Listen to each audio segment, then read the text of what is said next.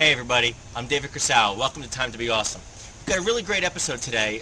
We actually go backstage at Monday Night Magic to interview Asi Wind, one of the stage guys at Monday Night Magic, who you might know from his stint on VH1 Celebrecadabra.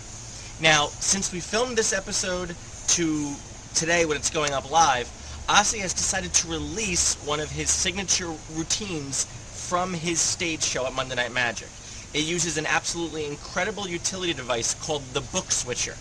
And actually his website's up right now that you can check it out. Go to thebookswitcher.com to learn all about it. We'll actually put it up right at the end of this interview, and I was really happy with the way this interview came out. Asi gives a lot of really great advice for working a stage show, talking to your audience, selecting your audience members, staging the audience so that they're on stage and they receive some of the best responses. So check it out. The interview's really great, and after it's over, go check out thebookswitcher.com. The last thing I want to mention is, last episode I talked about some of my favorite websites for Magic, and since then I've gotten a lot more involved with the guys over at iTricks.com. They've got a really great website over there. Justin does an incredible job with his podcasts.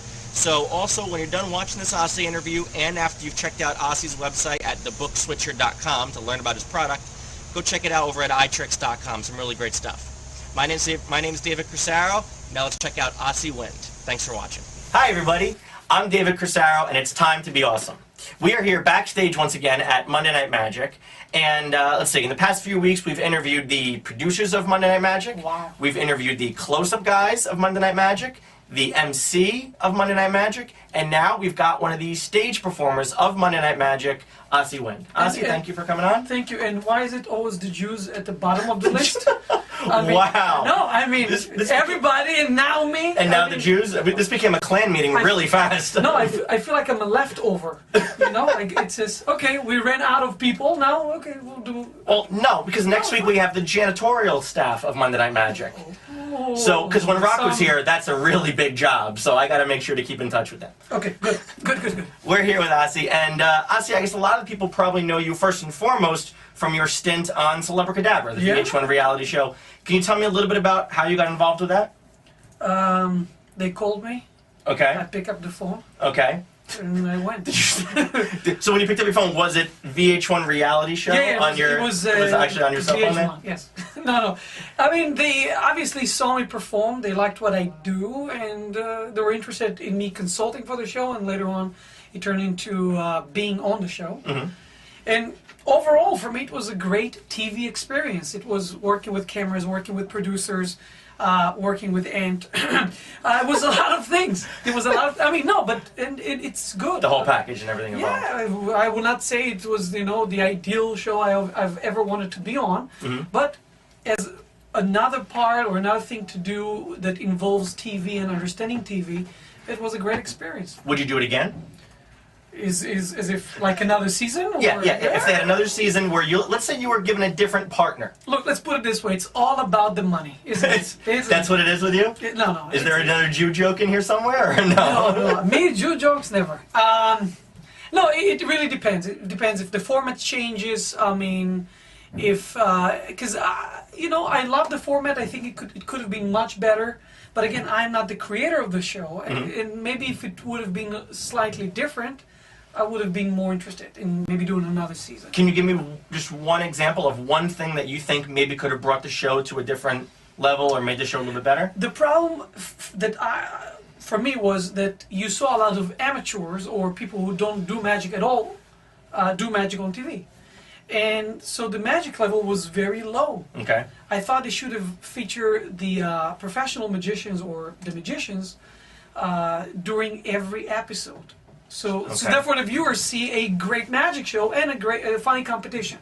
Because that's what it's about. It's a competition. Right. It's a reality competition. So if they featured a little bit more about the performers and maybe elevated the level of magic or magic skill in the show? I believe people at home wanted to see great magic. I agree. And I think that was lacking.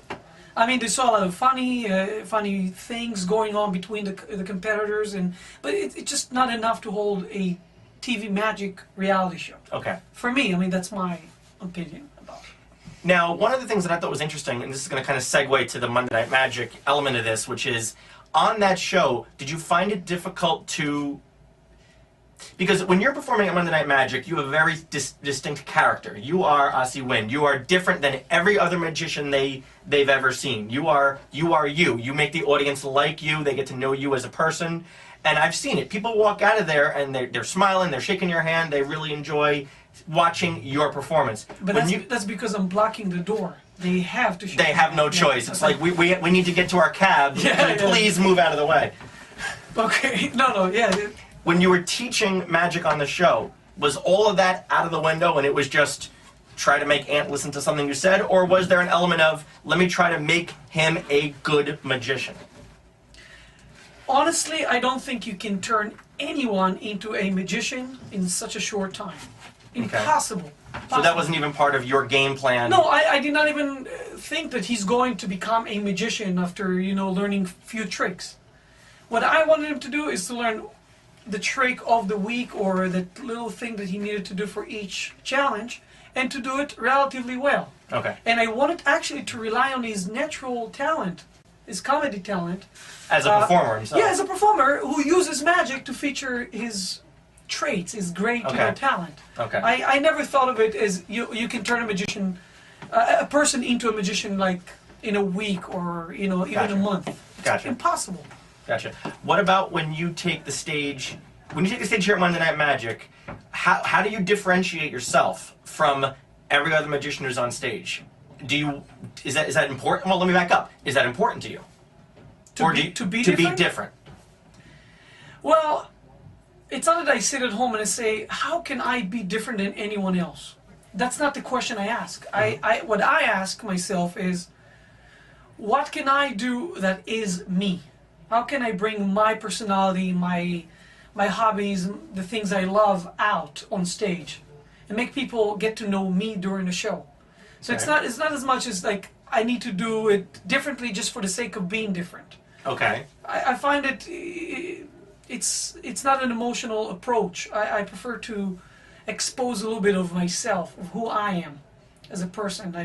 My passion for magic, my love. I love people. I'm a people's person. And throughout the course of your show, if you ever come to Monday Night Magic and you get to see Asi perform, throughout the course of your show, you're interacting with the audience. There's a lot of byplay where they're coming up on the stage. You're talking to every side of the group. Your personality definitely does come through. Now, here's the $100,000 question. How? How do you do it in shekels? Do it in shekels to understand. It's just Okay. Here's the €12,000 question. Okay. How do you do that? How do you look at an effect? Whether it be the puzzle trick, whether it be your cell phone routine, whether it be a watch deal, whether it be anything. How do you look at it and go, now I'm going to make this an Asi trick? Oh, and how long does it take you to do that? Well, it would take me an hour to answer that question. It's like a book. There's many elements. First of all, if I have a spectator on stage, he's the most important target at that point, which means I'm not using, let's say you're with me on stage, I will not use you as one of my props to show them how great I am. That's not my goal. As soon as you walk into my home, my theater, into the stage area, you and I are interacting, and the door or the window is just open for people to watch our interaction. It's interesting. So it's important for me that you will feel great on stage, because I believe that besides the amazing, visual trick you can show everybody and your reaction, your experience is what I'm showing them. In a way, they're witnessing your experience on stage with me. If you're projecting that you're extremely enthusiastic or taken by the trick, that's what I display to them. So in other words, when I have someone on stage, he is the most important person in the room at that point. I want him to be shocked. It's almost like I'm doing close-up, but I keep the door, I keep this range open for them to look in. So you're showcasing, this is really interesting, you're showcasing two things. The magic, and you're showcasing the reaction to the magic. Yeah. I don't see a lot of magicians doing that. I think it's interesting. Actually, the first person, which I give him a lot of credit for that, was David Blaine. David Blaine was the first person to understand that a big part of magic credibility and strength is what his spectators are going to do. So that's Right. why there's almost like 60-70%, focusing on their reaction, on their experience, and you're feeling, the experience through them. They're representing you at home. So it's a part of the brilliancy. I mean, that's what David does, Right. in his great show, So when you put together an act, when you put together an effect within the course of a routine or in the course of an act, you're cognizant of not only here's how I'm going to display the magic, but here is how I'm going to display my assistant's reaction to the magic. Yeah.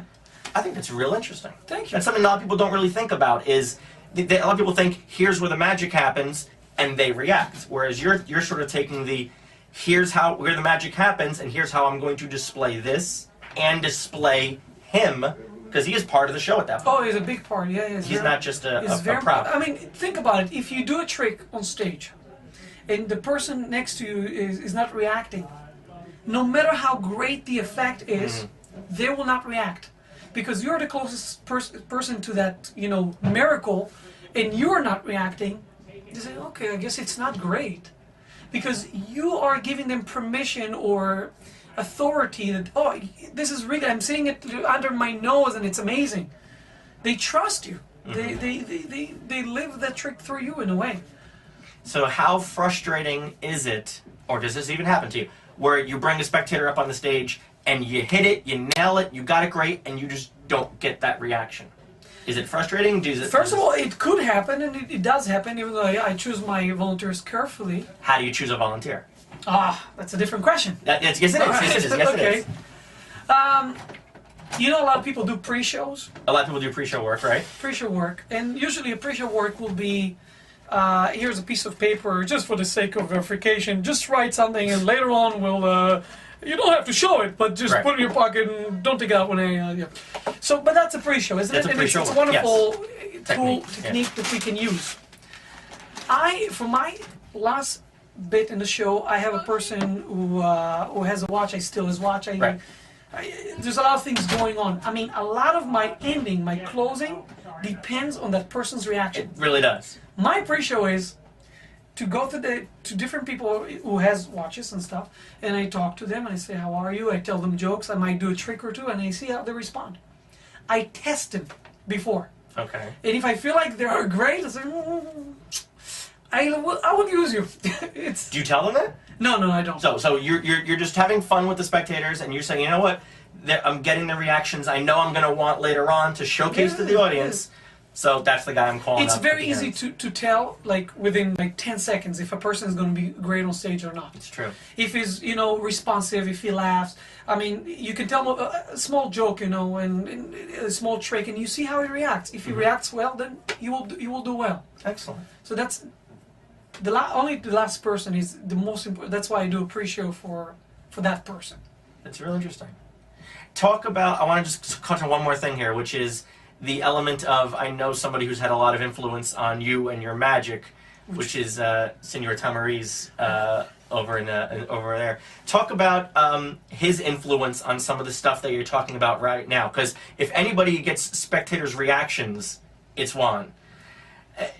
How does that, was that a big opening point for you about, look what he's doing, he's making the spectators react that way, I want to make the spectators react that way? Oh yeah, because Juan is so much more than tricks. No, exactly. Okay, obviously everything, it's Juan Tamariz is the biggest influence on my magic. Mm-hmm. What Juan does, that nobody else does, in my opinion, is he makes you fall in love with him. And it's not that he's faking or something. He is who he is, and you just love him for who he is, And he has that great persona.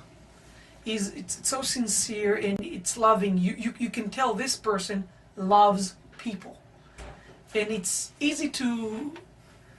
It's about the relationship. It's about you can go to the bank, okay, and just ask for someone to deposit, and you can feel if that person is likes interacting with you or not. Mm-hmm. It could be on it's a feeling.